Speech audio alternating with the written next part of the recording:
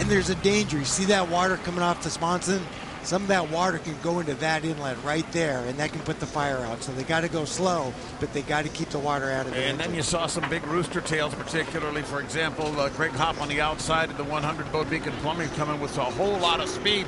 He's not going to fool around with this. Here they come to the line, and leading them across the line right on the numbers is the Albert Lee with the Brian Perkins from the 3-lane. He had a very, very fine start there as they come whipping down. Everything is clean. We've got no problem. Oh, a little bit of crowding going on down in that lower corner. Somebody got really wet. In fact, somebody's lost some pieces. J. Michael Kelly got a great start, but he's in the center of the field.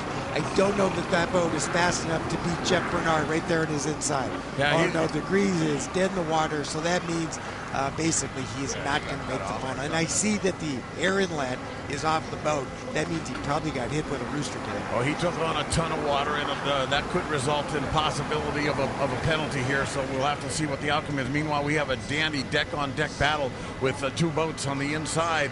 It is the Graham Trucking, and on the outside, it's the Valken. We told you about this guy, Scott Liddicoat. He is really putting the hammer down. And interestingly enough, Chip, you thought perhaps it would be a situation where he'd kind of help the Graham Trucking win, but he's going to try to beat him. It's going to be interesting here if they're going to let him race or not. I wouldn't be surprised if they told Scott Liddicoat, whoa, he came awfully close to a park boat. And you ask yourself, why did he come so close? He probably didn't see him.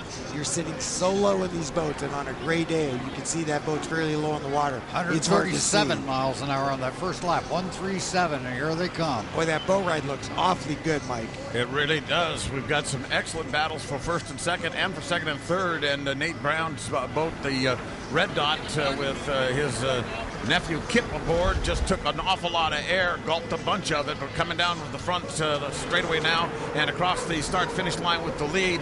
It's the 7 boat, the Valken.com. Scott Liddicoat is his first appearance on Lake Washington. Right behind him is his teammate Graham Trucking, Jeff Bernard driving 3rd place. The Albert Lee 4th place.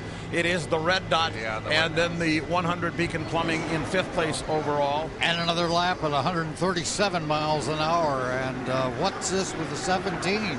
17 apparently was involved in that little fracas down in the corner. Is going to have to go an extra lap, and that puts Kip out of the race, basically, as far as points are concerned, even though he's trying to maintain position on the race cars.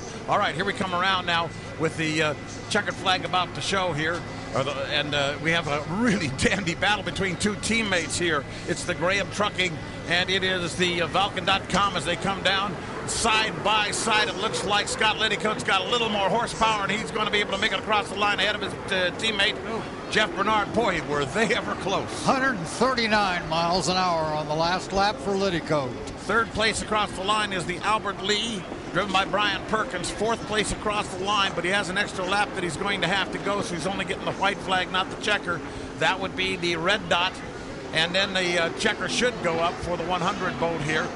What's significant, Mike, is that the Red Dot knocked themselves out. We were looking to the Red Dot to perhaps be a dark horse, but now he's going to have to really have a good next heat to even make the final, let alone win the Albert Lee Cup. You said, they're getting to know me here around the docks. Well, they know you now. Congratulations on this heat win. Thank you. It was awesome. We had to redeem ourselves a little bit from yesterday's start, and I think we just did that. So, team's working their butt off and giving me an awesome boat, so I got to drive it.